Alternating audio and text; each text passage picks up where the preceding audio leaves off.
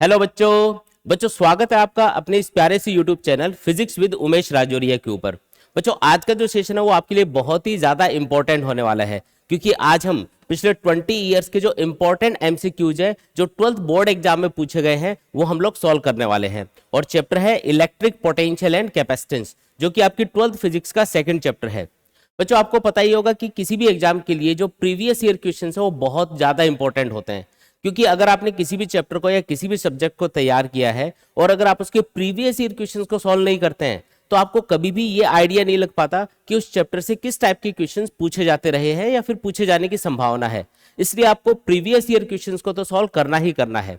तो चलिए बच्चों फटाफट से इस सेशन की शुरुआत करते हैं। जो पहला क्वेश्चन है वो है the electric dipole due to a small electric dipole at a large distance r from the centre of the dipole is proportional to. किसी भी इलेक्ट्रिक डायपोल से आर डिस्टेंस के ऊपर जो इलेक्ट्रिक पोटेंशियल होगा वो डिस्टेंस आर के ऊपर किस तरीके से डिपेंड करेगा वो आपको बताना है। आपको पता है कि किसी भी इलेक्ट्रिक डायपोल के सेंटर से आर डिस्टेंस पे जो पोटेंशियल है उसका फॉर्मूला होता है kp cos theta upon r square. यहां पे पी का मतलब होता है इलेक्ट्रिक डायपोल मोमेंट, पी को हम बोलते हैं इलेक्ट्रिक डायपोल मोमेंट, जो किसी भी इलेक्ट्रिक डायपोल के लिए एक कांस्टेंट वैल्यू होती है। यहां पे जो पोटेंशियल है वो आर के ऊपर कैसे डिपेंड कर रहा है, तो v की वैल्यू आर स्क्वायर के इनवर्सली प्रोपोर्शनल आ रही है, यानी कि v is inversely proportional to r square. तो आप बता सकते हो कि यहां पे कौन सा ऑप्शन करेक्ट होगा, यहां पे सी वाला ऑप्शन करेक्ट होगा, जो पोटेंशियल है वो डिस्टेंस के स्क्वायर के इनवर्सली प्रोपोर्शनल होगा। ठीक है जी, चलिए आगे बढ़ते हैं। नेक्स्ट क्वेश्चन है if the uniform electric field exist along the x axis then equipotential is along. ये बोल रहा है कि किसी जगह पे जो इलेक्ट्रिक फील्ड है यूनिफॉर्म इलेक्ट्रिक फील्ड वो एक्स एक्सिस के अलोंग है। सपोज करो ये एक्स एक्सिस है, ये वाई एक्सिस और ये जेड एक्सिस। तो आपको ये बोला जा रहा है कि अगर यहाँ पे जो इलेक्ट्रिक फील्ड है यूनिफॉर्म इलेक्ट्रिक फील्ड अगर वो एक्स एक्सिस के अलोंग है तो यहाँ पे जो इक्वी पोटेंशियल सरफेस होगी या इक्वल पोटेंशियल होगा वो कौन से प्लेन में होगा। देखो यहाँ पे एक प्रॉपर्टी आपको याद रखनी है इक्वी पोटेंशियल सरफेस की, कि जो इक्वी पोटेंशियल सरफेस होती है वो हमेशा इलेक्ट्रिक फील्ड के परपेंडिकुलर होती है। यानी कि इस इलेक्ट्रिक फील्ड के परपेंडिकुलर आप जो भी प्लेन ड्रॉ करोगे वो सब क्या होंगे, इक्वी पोटेंशियल सरफेस बोले जाएंगे। तो यहाँ पे ये इक्वी पोटेंशियल सरफेस है। अब ये इलेक्ट्रिक फील्ड के परपेंडिकुलर है इस तरीके से, तो ये कौन सा प्लेन हुआ, तो इधर है वाई एक्सिस, इधर है जेड एक्सिस, तो ये हुआ वाई जेड प्लेन। यानी कि जो इक्वी पोटेंशियल सरफेस है वो वाई जेड प्लेन में एग्जिस्ट करेंगी। तो यहाँ पे कौन सा ऑप्शन करेक्ट होगा, वाई जेड प्लेन, यानी कि सी वाला ऑप्शन यहाँ पे करेक्ट माना जाएगा। आगे बढ़ते हैं। नेक्स्ट क्वेश्चन है if 125 water drops of equal radius and equal capacitance C collides to form a single drop of capacitance C dash, the relation between C and C dash is। ये बोल रहा है कि हमारे पास 125 वाटर ड्रॉप्स है, छोटे छोटे बहुत सारे ड्रॉप्स हैं और उनका नंबर भी आपको दिया हुआ है 125। हर एक जो ड्रॉप है उसका कैपेसिटेंस आपको बता रखा है C। हर एक जो ड्रॉप है, क्योंकि एक ड्रॉप एक स्फेरिकल कंडक्टर की तरह हम एज्यूम कर सकते हैं, तो उसका कुछ ना कुछ कैपेसिटेंस होगा। तो ये जो छोटे छोटे ड्रॉप्स हैं इनको हमने क्या किया, कॉलीज करके एक बड़ी ड्रॉप बना दी। जो छोटे ड्रॉप्स है उनकी रेडियस हम स्मॉल आर एज्यूम कर लेते हैं, जो बड़ी ड्रॉप है उसकी रेडियस हम कैपिटल आर एज्यूम कर लेते हैं। तो हमको बोला जा रहा है कि अब इसका कैपेसिटेंस हो गया सी डैश। तो आपको पूछा है कि सी डैश सी की कंपैरिजन में कितना ज्यादा होगा या इनके बीच में क्या रिलेशन होगा, ये हमको फाइंड करना है। देखो बिल्कुल आसान है, जब भी छोटे छोटे बहुत सारी बूंदे मिलके छोटे छोटे बहुत सारी ड्रॉप्स मिलके एक बड़ी ड्रॉप का फॉर्मेशन करती है, तो ये तो आपको पता ही है कि यहाँ पे वॉल्यूम ऑफ द वाटर जिससे ये ड्रॉप बनी हुई है वो यहाँ पे कांस्टेंट रहेगा। यानी कि शुरुआत में इन सारी की सारी ड्रॉप्स का जो वॉल्यूम है टोटल वॉल्यूम और फाइनली जो इस बड़ी ड्रॉप का वॉल्यूम है वो इक्वल होना चाहिए। तो हम लिख देते हैं यहाँ पे 125 ड्रॉप्स का जो टोटल वॉल्यूम होगा वो होगा 125 इनटू एक ड्रॉप का वॉल्यूम होगा 4/3 पाई आर क्यूब, और जो फाइनल वॉल्यूम होगा इस बड़ी ड्रॉप का वो होगा 4/3 पाई कैपिटल आर क्यूब। ठीक है, दोनों साइड में 4/3 और पाई ये कैंसिल हो जाएंगे। तो यहां से एक रिलेशन हमको समझ में आ रहा है 125 r cube equal to capital r cube. दोनों साइड में पावर 1/3 करेंगे तो उधर तो आएगा, देखो इसको 5 क्यूब लिख सकते हो आप। तो जब पावर 1/3 करेंगे तो ये आएगा 5R equal to capital are. यानी कि जो बड़ी ड्रॉप है उसकी जो रेडियस है वो छोटे ड्रॉप्स के कंपैरिजन में 5 गुना ज्यादा है, ये हमको यहां से पता चला।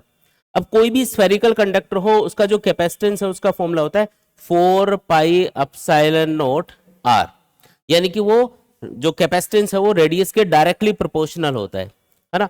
यानी कि अगर यहाँ पे रेडियस पहले से 5 गुना ज्यादा हो गई है, रेडियस देखो पहले जितनी थी उसके कंपैरिजन में अब 5 गुना ज्यादा है, 5 टाइम्स ज्यादा हो चुकी है। इसका मतलब क्योंकि कैपेसिटेंस रेडियस के डायरेक्टली प्रोपोर्शनल है इसलिए जो कैपेसिटेंस होगा वो भी क्या हो जाएगा 5 टाइम्स ज्यादा हो जाएगा। इसका मतलब अब जो कैपेसिटेंस है वो 5C के बराबर होगा, यानी कि बी वाला ऑप्शन यहाँ पे करेक्ट माना जाएगा। ठीक है, आगे बढ़ते हैं। नेक्स्ट क्वेश्चन है the ratio of charge to potential of a capacitor is known as. Charge to potential ratio, charge और पोटेंशियल का जो रेशियो है वो किसको रिप्रेजेंट करता है, एक तरह से ये आपको पूछा जा रहा है। तो कैपेसिटर के लिए आपको एक फॉर्मूला पता होगा, C equal to q upon v. C मतलब इलेक्ट्रिकल कैपेसिटेंस, C को हम बोलते हैं इलेक्ट्रिकल कैपेसिटेंस, Q का मतलब है यहाँ पे इलेक्ट्रिक चार्ज और V का मतलब है यहाँ पे इलेक्ट्रिक पोटेंशियल। तो आप इजीली बता सकते हो कि चार्ज और पोटेंशियल का जो रेशियो वो किसको रिप्रेजेंट करेगा, कैपेसिटेंस को यहाँ पे रिप्रेजेंट करेगा, यानी कि यहाँ पे पहला ऑप्शन करेक्ट माना जाएगा। ठीक है जी, चलिए आगे बढ़ते हैं। नेक्स्ट क्वेश्चन है two plates of a parallel plate capacitor are 1 centimetre apart and potential difference between them is 10 volt. The electric field between the plates is. ये बोल रहा है कि कोई पैरेलल प्लेट कैपेसिटर है और उसकी दोनों प्लेट्स के बीच में जो डिस्टेंस है, डिस्टेंस आपको बता रखी है 1 सेंटीमीटर के बराबर, यानी कि ये वाली जो डिस्टेंस है जिसको हम नॉर्मली डी से रिप्रेजेंट करते हैं ये 1 सेंटीमीटर के बराबर है। इसके अलावा दोनों प्लेट्स के बीच में जो पोटेंशियल डिफरेंस है वो है 10 वोल्ट के बराबर। ठीक है जी, तो आपको इन दोनों प्लेट्स के बीच में जो इलेक्ट्रिक फील्ड बनेगा वो पूछा जा रहा है। आपको पता है कैपेसिटर को जब भी हम चार्ज करते हैं तो इसकी एक प्लेट पे पॉजिटिव चार्ज होता है, एक प्लेट के ऊपर नेगेटिव चार्ज होता है और दोनों प्लेट्स के बीच में एक इलेक्ट्रिक फील्ड बन जाता है। ये जो इलेक्ट्रिक फील्ड है इसकी वैल्यू होती है E equal to v by d के बराबर। V का मतलब potential difference between the plates, D का मतलब है डिस्टेंस बिटवीन द प्लेट्स। तो यहाँ पे V की वैल्यू कितनी है 10 वोल्ट, हमने 10 लिख दिया यहाँ पे। D की वैल्यू है 1 सेंटीमीटर, 1 सेंटीमीटर को मीटर में चेंज करोगे 10 की पावर -2 से मल्टीप्लाई करना पड़ेगा।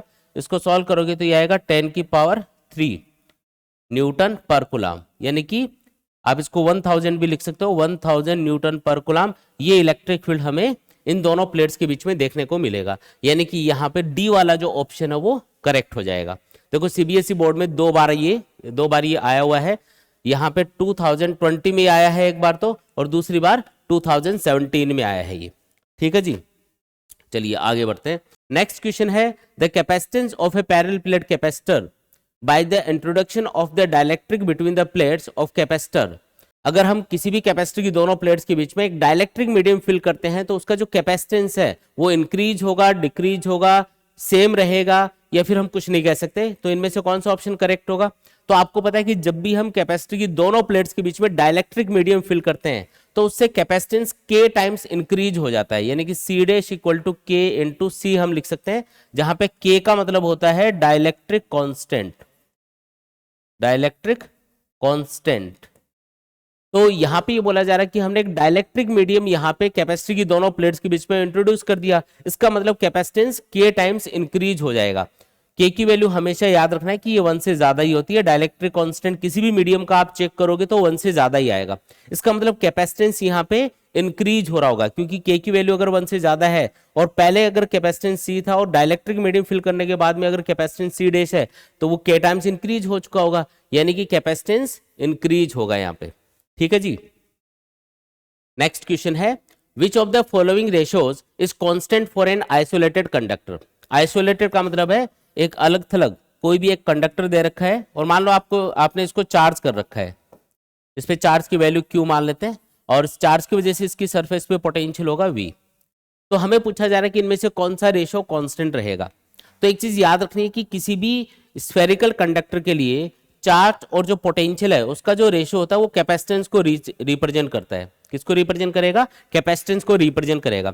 यानी कि यहाँ पे ये जो चार्ज कंडक्टर है इस पे जो चार्ज और पोटेंशियल की वैल्यू है वो इसके कैपेसिटेंस के बराबर होगी, और कैपेसिटेंस किसी भी आइसोलेटेड कंडक्टर के लिए हमेशा एक कांस्टेंट वैल्यू होती है, यानी कि यहाँ पे जो करेक्ट ऑप्शन माना जाएगा वो फर्स्ट वाला ऑप्शन होगा, क्योंकि इसके ऊपर जो चार्ज है और जो पोटेंशियल है उसका जो रेशियो वो कैपेसिटेंस को रिप्रेजेंट करता है, और कैपेसिटेंस हमेशा किसी भी आइसोलेटेड स्फेरिकल कंडक्टर के लिए कांस्टेंट वैल्यू होती है, यानी कि यहाँ पे जो फर्स्ट ऑप्शन है ये करेक्ट माना जाएगा।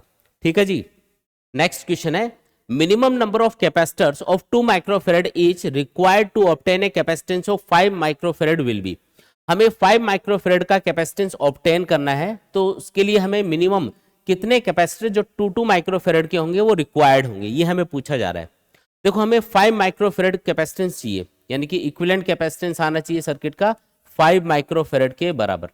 देखो इसको सॉल्व करने के लिए काम करते हैं।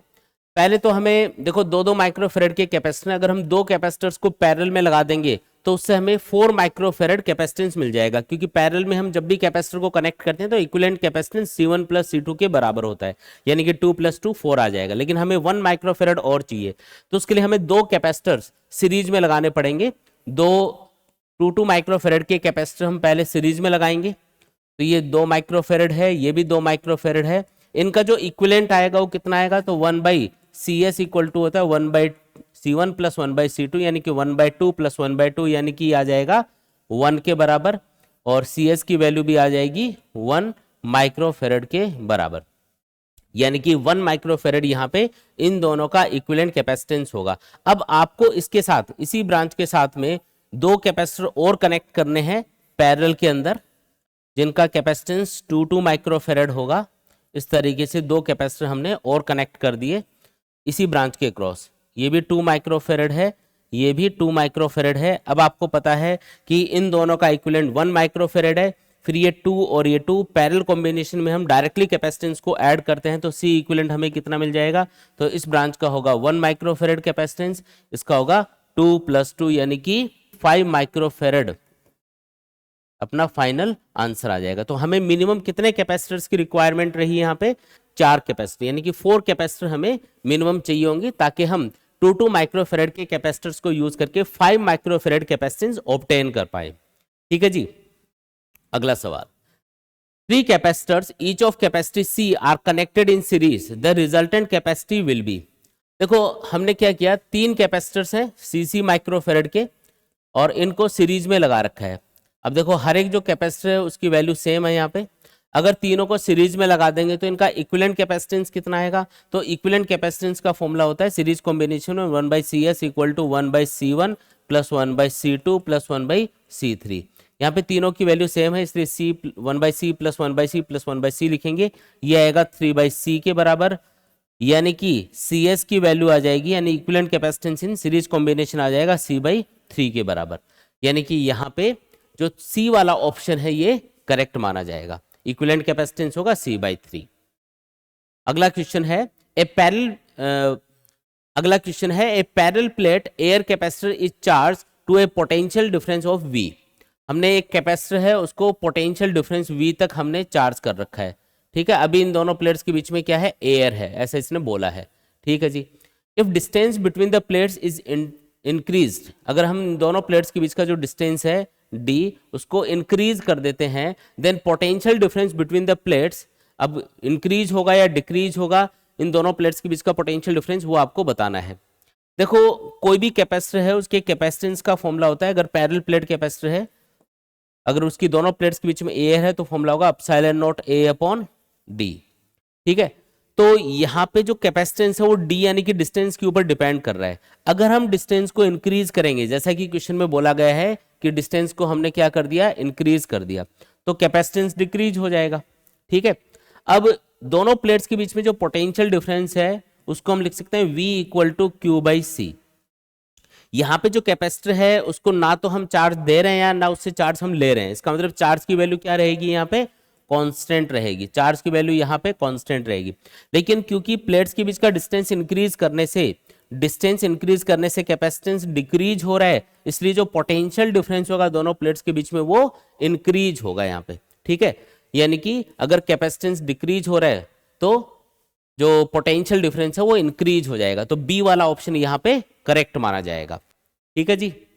नेक्स्ट क्वेश्चन है 64 identical drops each of capacity 5 microfarad combine to form a big drop, what is the capacity of big drop. तो बड़ी जो ड्रॉप है उसकी कैपेसिटी आपको बतानी है। तो कितनी ड्रॉप्स को हम कंबाइन कर रहे हैं यहाँ पे, तो छोटी छोटी 64 ड्रॉप्स को कंबाइन किया जा रहा है। मान लो छोटी वाली ड्रॉप्स की रेडियस है स्मॉल आर, जितनी भी ड्रॉप्स है सबकी रेडियस स्मॉल आर मान लेते हैं, और आइडेंटिकल ड्रॉप्स है ये। फिर हर एक जो ड्रॉप है उसका कैपेसिटेंस है यहाँ पे 5 माइक्रोफेरेड। हमने इनको कंबाइन किया, इससे एक बड़ी ड्रॉप बनी, बड़ी ड्रॉप की रेडियस कैपिटल आर मान लेते हैं। तो अब उसका जो कैपेसिटेंस है वो हो जाएगा सी डैश। ठीक है, अब एक चीज आपको पता है कि इन सारी की सारी ड्रॉप्स का जो टोटल वॉल्यूम होगा वो इस बड़ी ड्रॉप के वॉल्यूम के बराबर होना चाहिए, क्योंकि वॉल्यूम में तो यहाँ पे कोई चेंज आएगा नहीं, बस साइज यहाँ पे छोटी ड्रॉप्स मिलके बड़ी ड्रॉप बना रही है, तो यहाँ पे सारी ड्रॉप्स मिलेंगी तो एक बड़ी ड्रॉप बन जाएगी, लेकिन जो टोटल वॉल्यूम है वाटर का जिससे ये ड्रॉप बनी हुई है वो यहाँ पे सेम रहेगा। तो अगर आप वॉल्यूम सेम करते हो इनिशियली और फाइनली, तो आप ये पाते हो कि जो बड़ी ड्रॉप की रेडियस है वो बराबर होगी n power 1/3 into small r. n का मतलब है नंबर ऑफ ड्रॉप्स, जो छोटी ड्रॉप्स मिलके बड़ी ड्रॉप बना रही हैं, तो उनका नंबर कितना है वो स्मॉल n यहाँ पे लिखा जा रहा है। जैसे यहाँ पे 64 ड्रॉप्स मिलके बड़ी ड्रॉप बना रही है, तो हम लिखेंगे बड़ी ड्रॉप की जो रेडियस है वो बराबर होनी चाहिए 64 पावर 1/3 इंटू स्मॉल आर। अब 64 को आप 4 क्यूब भी लिख सकते हो, 4 की पावर 3 यानी कि 4 क्यूब लिख सकते हो, और इसका पावर 1/3 करना है। आप इसको सॉल्व करोगे तो पावर की अगर पावर दे रखी हो तो पावर मल्टीप्लाई हो जाती है, 3 इंटू 1/3 यानी कि 1 आएगा, यानी कि ये आंसर आया 4r के बराबर। यानी कि जो रेडियस है बड़ी ड्रॉप की जो रेडियस है वो पहली जो छोटी ड्रॉप की रेडियस है उसके कंपैरिजन में 4 गुना हो गई। अब कोई भी स्फेरिकल कंडक्टर हो उसके कैपेसिटेंस का फॉर्मूला आपको याद रखना है, ये होता है 4 पाई एप्सिलॉन नॉट r, यानी कैपेसिटेंस की value radius of the drop के डायरेक्टली प्रोपोर्शनल होती है, जिसका मतलब ये है कि यहाँ पे अगर रेडियस 4 गुना हो गई है पहले से, तो इसका मतलब कैपेसिटेंस भी क्या हो जाएगा 4 गुना हो जाएगा, यानी कि C dash will be 4 times of C. तो सी की वैल्यू हमको दे रखी है 5 माइक्रोफेरेड, यानी कि आंसर आएगा 20 माइक्रोफेरेड, यानी कि जो बड़ी ड्रॉप है उसका कैपेसिटेंस होना चाहिए 20 माइक्रोफेरेड के बराबर। ठीक है जी, चलिए आगे बढ़ते हैं। तो नेक्स्ट क्वेश्चन है the charge on plate x in the given figure is. ये जो एक्स नाम की प्लेट है इसके ऊपर कितना चार्ज होगा ये हमें कैलकुलेट करके बताना है।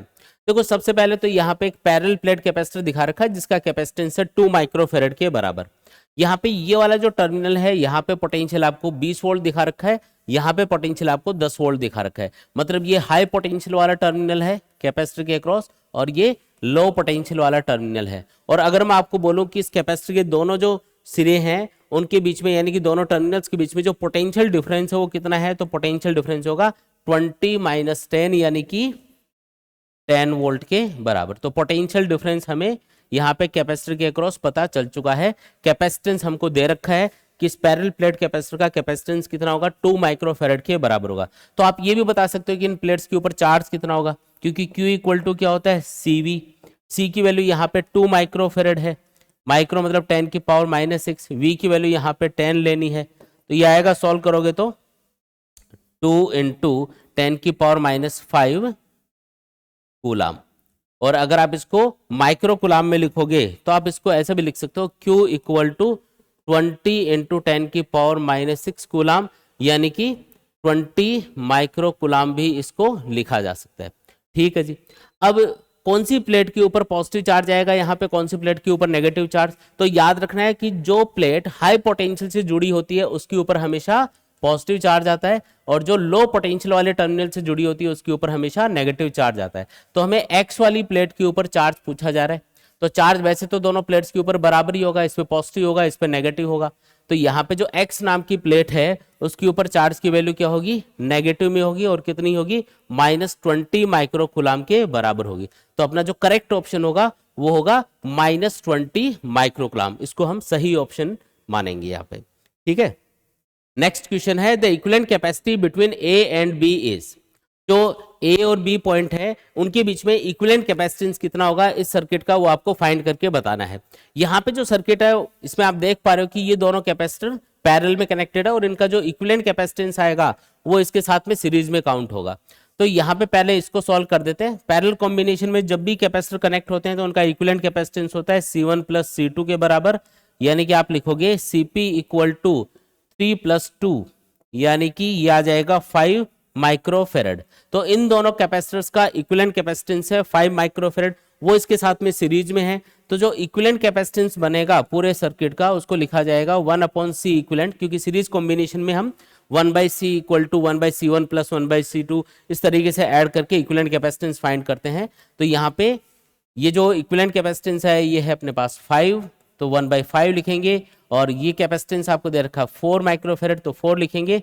एलसीएम आ जाएगा यहाँ पे 20, ऊपर आएगा यहाँ पे 4 + 5 यानी कि 9/20 आया। लेकिन हमें इक्विवेलेंट कैपेसिटेंस बताना है तो इसको उल्टा करना पड़ेगा, ये आएगा 20/9 माइक्रोफेरेड। तो ये अपना करेक्ट ऑप्शन होगा।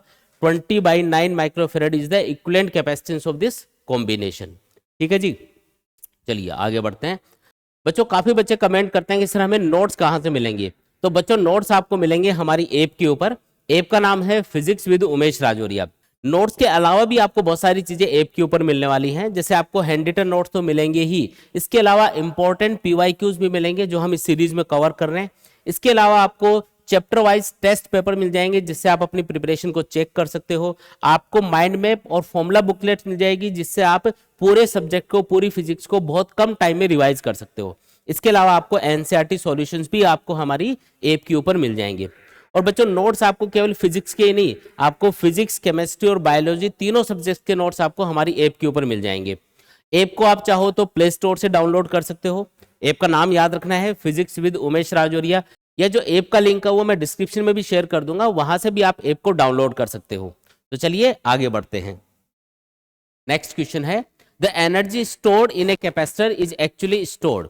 जब आप किसी भी कैपेसिटर को चार्ज करते हो तो उसकी दोनों प्लेट्स के बीच में जो एनर्जी है वो किस फॉर्म में स्टोर होती है। तो देखो जब भी आप किसी कैपेसिटर को चार्ज करोगे तो एक प्लेट के ऊपर पॉजिटिव चार्ज आएगा, दूसरी प्लेट के ऊपर नेगेटिव चार्ज आएगा, और इन दोनों प्लेट्स के बीच में एक इलेक्ट्रिक फील्ड बन जाएगा यहाँ पे। तो इलेक्ट्रिक फील्ड की फॉर्म में यहाँ पे या इलेक्ट्रोस्टैटिक पोटेंशियल एनर्जी की फॉर्म में यहाँ पे एनर्जी स्टोर होती है कैपेसिटर की दोनों प्लेट्स के बीच में।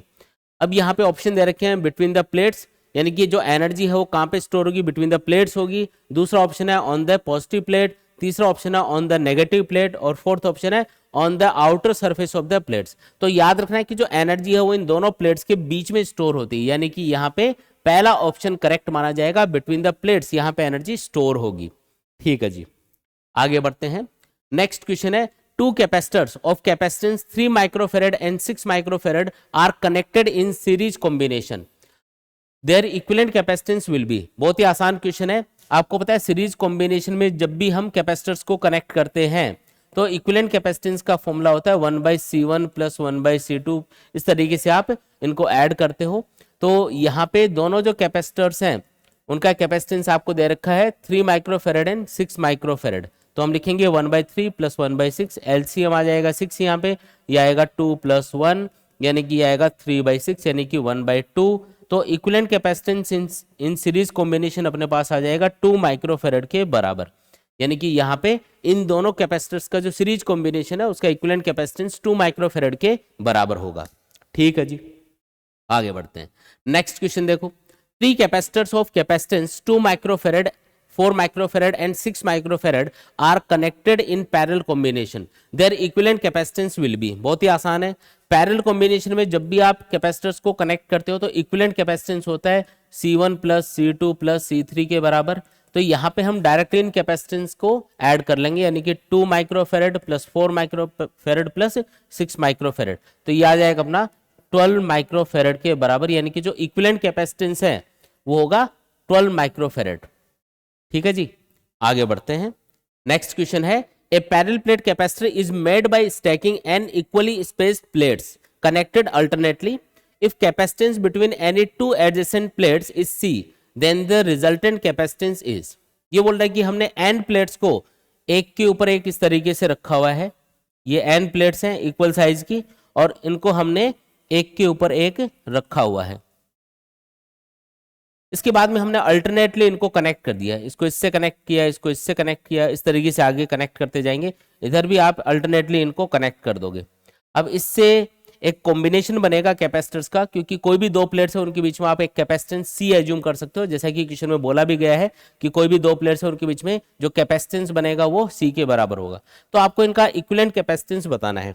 तो पहली चीज तो ये याद रखनी है कि जब भी आप इस तरीके से एक के ऊपर एक आप बहुत सारी प्लेट्स को रख देते हो तो ये जो कॉम्बिनेशन होता है ये एक पैरेलल कॉम्बिनेशन काउंट होता है, मतलब यहाँ पे जितने भी कैपेसिटर्स बनेंगे वो पैरेलल में कनेक्टेड माने जाएंगे। पहली बात तो ये है। और दूसरी बात ये याद रखनी है कि अगर इसमें n प्लेट्स आपने रखी हुई है तो इससे जो इक्विवेलेंट कैपेसिटर्स बनेंगे वो n-1 के बराबर होंगे।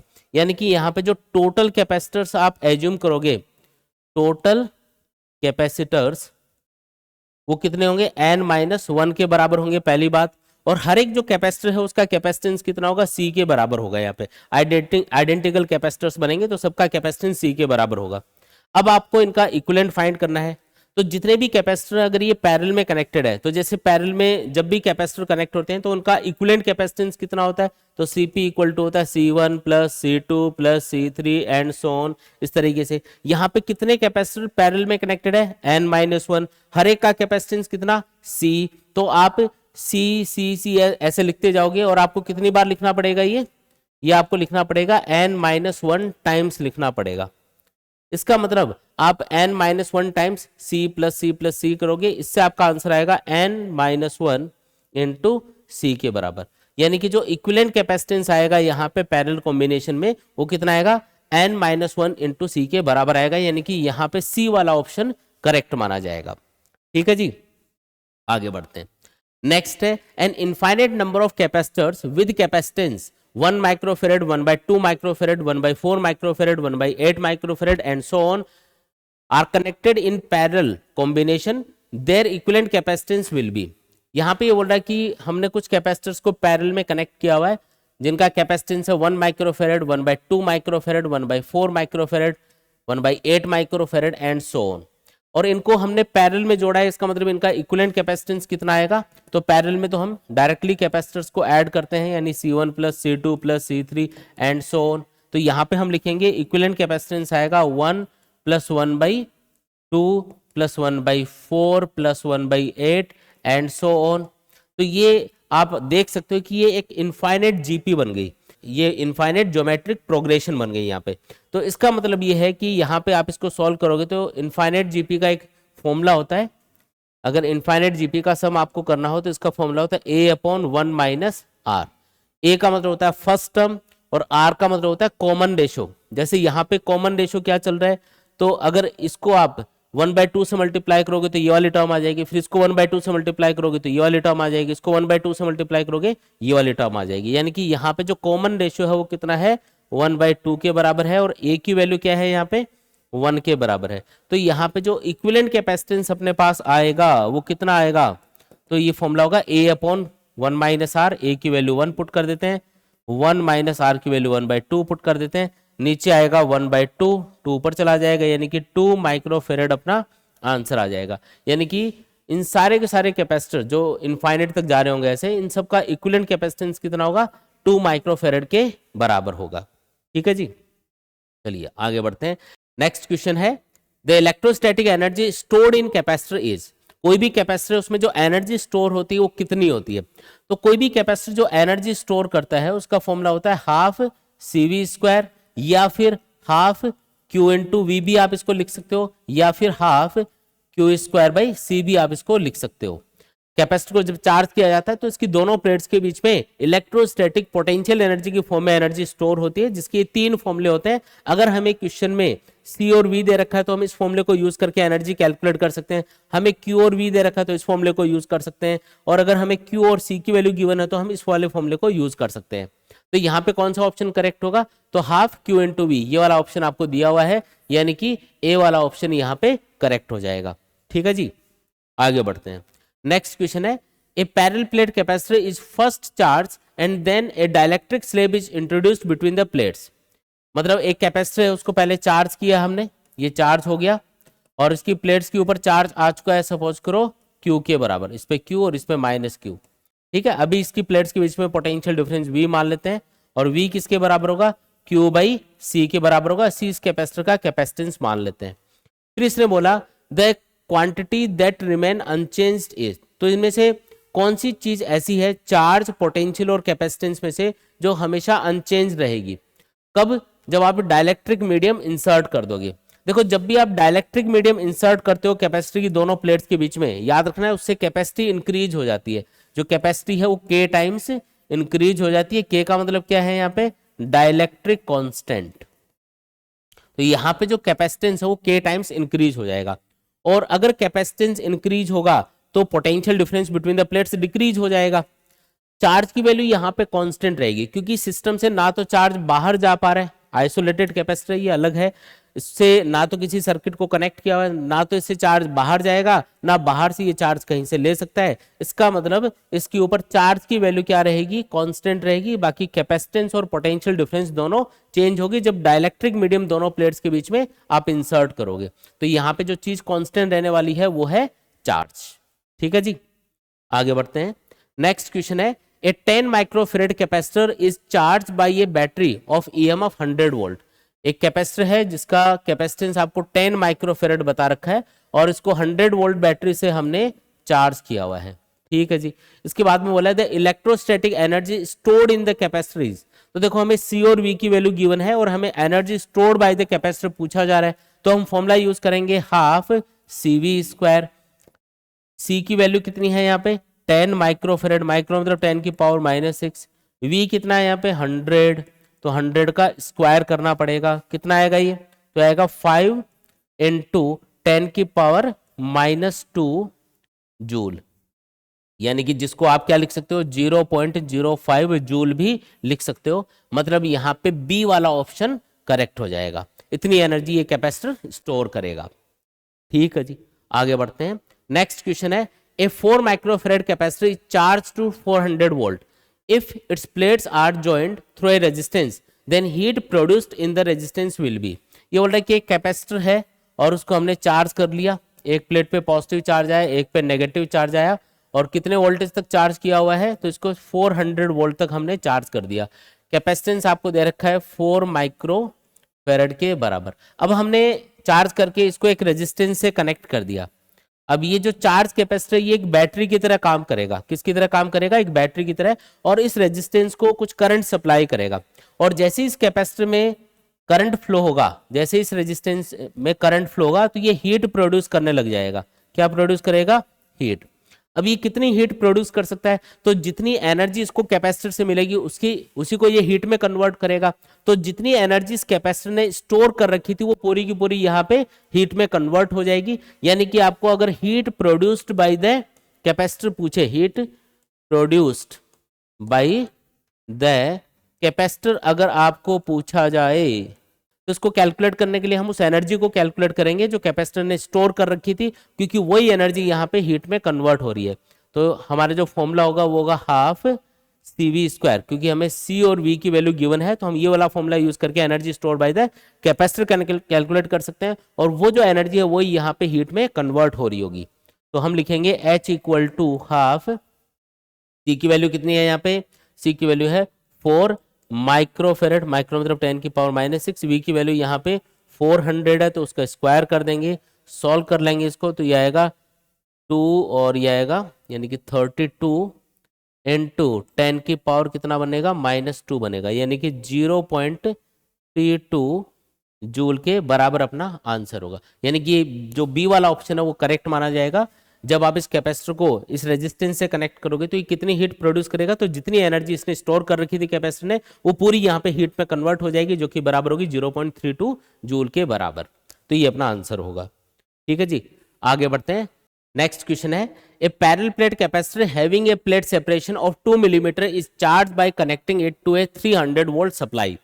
द एनर्जी डेंसिटी इज, ये बोल रहा है कि एक कैपेसिटर है जिसकी दोनों प्लेट्स के बीच में पोटेंशियल डिफरेंस कितना है 2 मिलीमीटर के बराबर है, और इसको हमने 300 वोल्ट सप्लाई से कनेक्ट किया हुआ है। इस तरीके से इसको कनेक्ट कर दिया और उससे इसने कुछ एनर्जी स्टोर करी होगी। तो आपको पूछा कि एनर्जी डेंसिटी कितनी है।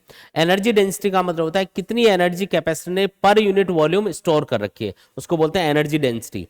और एनर्जी डेंसिटी का फॉर्मूला होता है half epsilon not E square. E का मतलब है इलेक्ट्रिक फील्ड। अब आप बोलोगे सर इलेक्ट्रिक फील्ड तो यहाँ पे गिवन ही नहीं है, तो इलेक्ट्रिक फील्ड कैलकुलेट कर लेते हैं पहले। तो कोई इलेक्ट्रिक फील्ड को आप V बाई डी भी लिख सकते हो कैपेसिटर के लिए।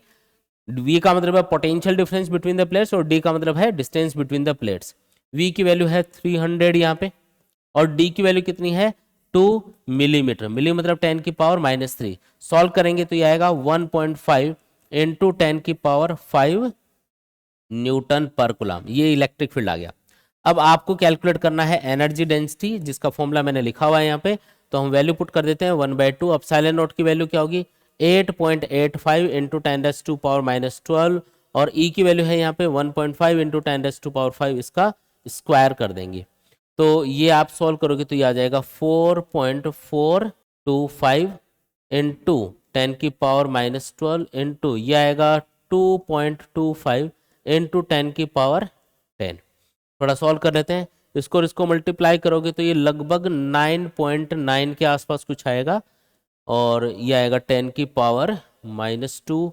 तो इसको आप लगभग अगर 10 एज्यूम कर लो तो 10 इंटू 10⁻² यानी कि 0.1 जूल पर मीटर क्यूब अपना आंसर आ गया यहाँ पे। यानी कि यहाँ पे जो बी वाला ऑप्शन है वो करेक्ट माना जाएगा। ठीक है जी, आगे बढ़ते हैं।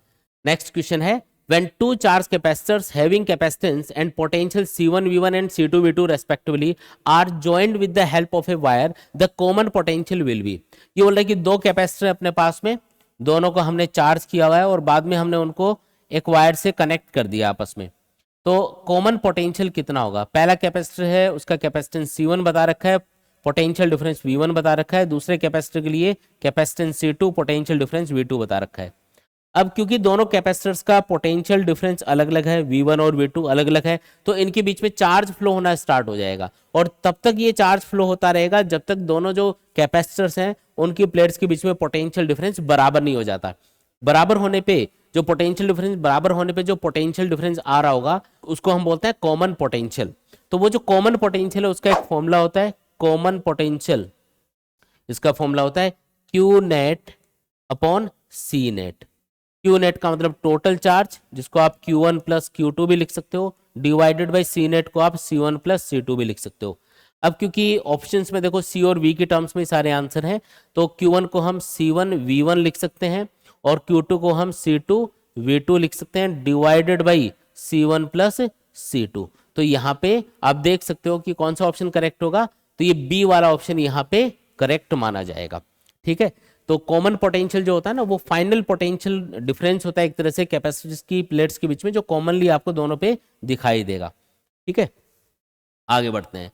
नेक्स्ट क्वेश्चन है, two capacitors of capacitance 3 microfarad and 6 microfarad are charged to a potential 12 volt each.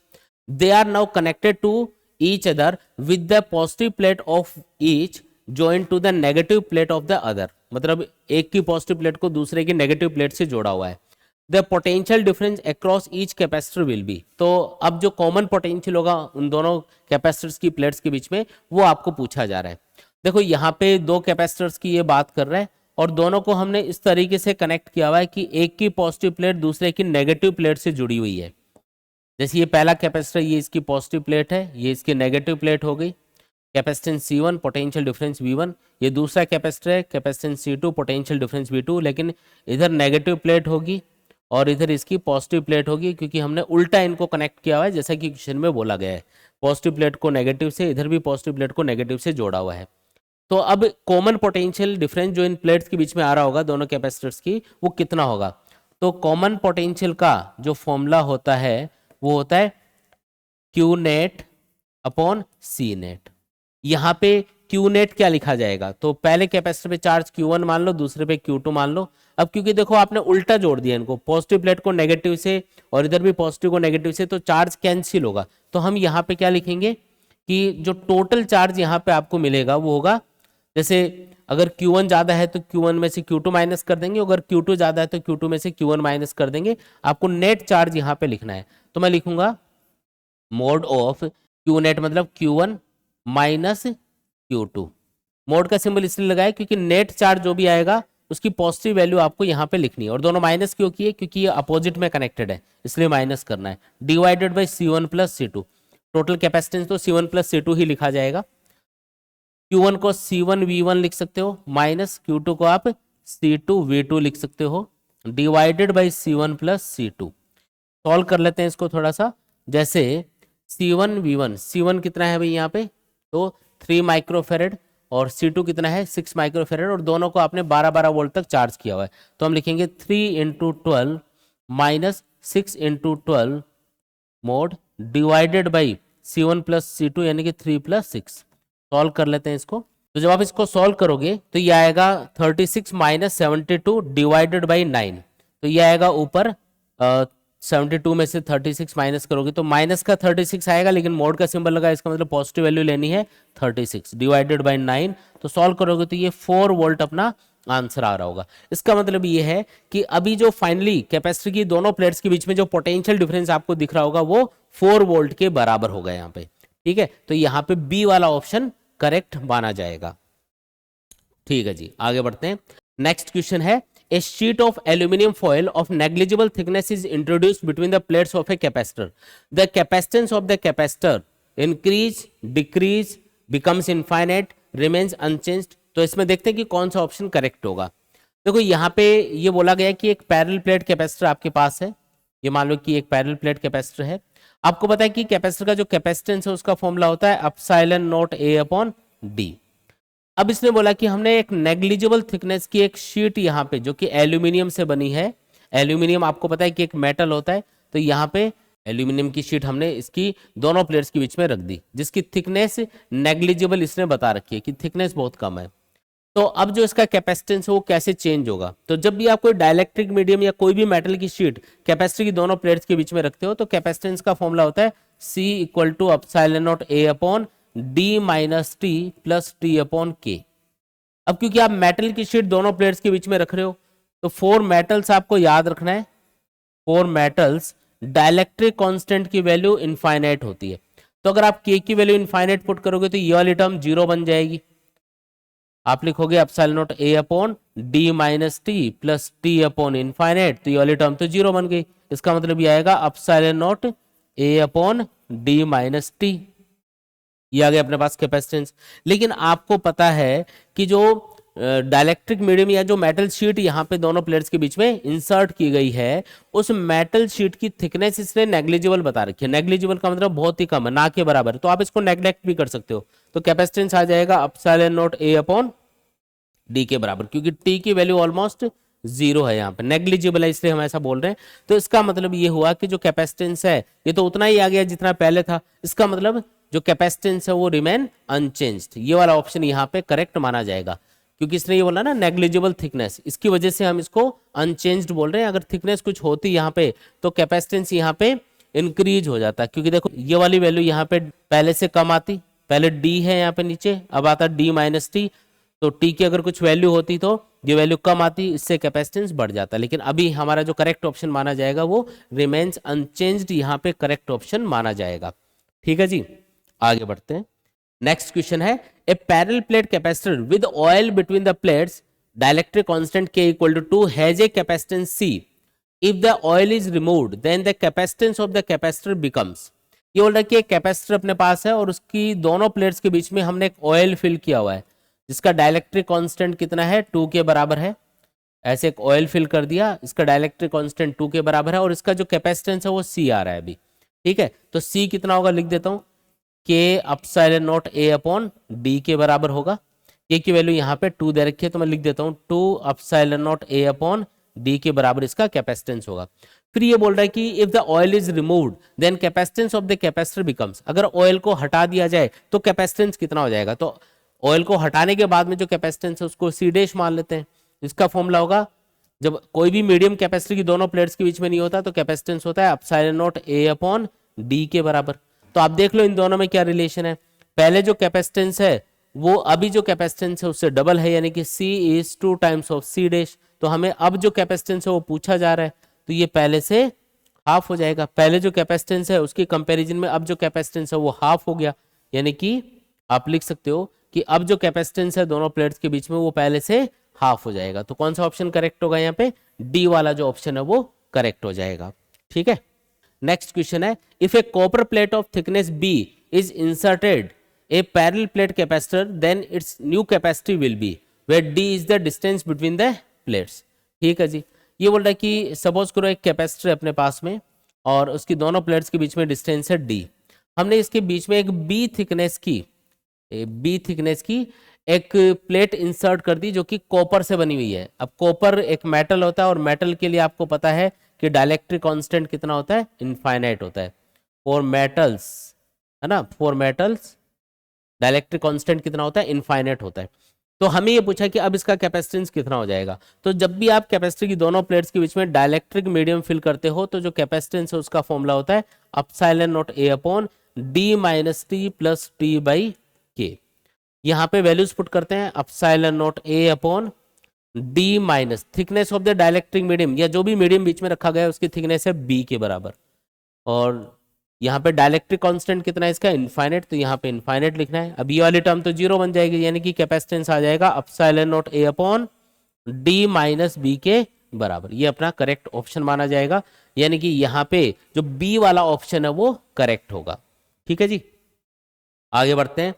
Next question है, if a uncharged capacitor is charge by connecting it to a battery then the amount of energy lost as heat is. तो एक चीज याद रखनी है कि जब भी आप कैपेसिटर को चार्ज करते हो, जैसे एक बैटरी से जोड़ के आप किसी भी कैपेसिटर को चार्ज कर रहे हो, कैपेसिटर का कैपेसिटेंस सी मान लेते हैं और इस पे चार्ज होने के बाद में चार्ज की वैल्यू क्यू आ जाएगी, ठीक है, और वी वोल्ट की किसी बैटरी से इसको चार्ज किया जा रहा है, तो फाइनली इसकी प्लेट्स के बीच में जो पोटेंशियल डिफरेंस है वो वी आएगा। तो जब भी आप किसी कैपेसिटर को चार्ज करते हो तो बैटरी को जो टोटल वर्क करना पड़ता है, total work done by battery, वो होता है Q इंटू वी के बराबर। इसके बराबर होता है Q इंटू वी के बराबर होता है। ये वर्क डन का फॉर्मूला होता है इलेक्ट्रोस्टैटिक्स में, आपको याद होगा VB minus VA equal to WAB upon Q। ये उसी से लिखा जा रहा है। यहाँ पे फाइनली प्लेट्स के बीच में पोटेंशियल डिफरेंस V आ रहा है, टोटल वर्क इसके लिए W करना पड़ेगा, प्लेट्स पे जो चार्ज है वो Q शिफ्ट किया जा रहा है, तो W इक्वल टू इससे आ जाएगा Q इंटू वी के बराबर। तो बैटरी को जो टोटल वर्क करना पड़ता है वो इतना होता है, लेकिन इसका हाफ पोर्शन ही कैपेसिटर की प्लेट्स के बीच में स्टोर हो पाता है।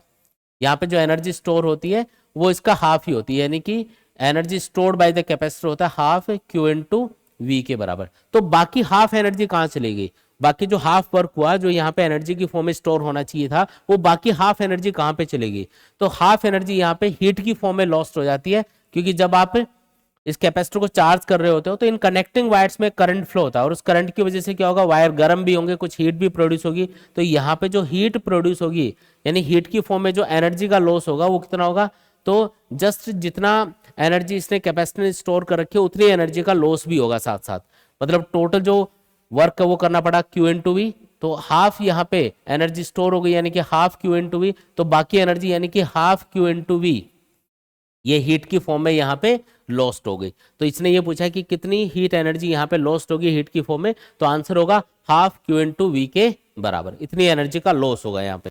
ठीक है जी, आगे बढ़ते हैं।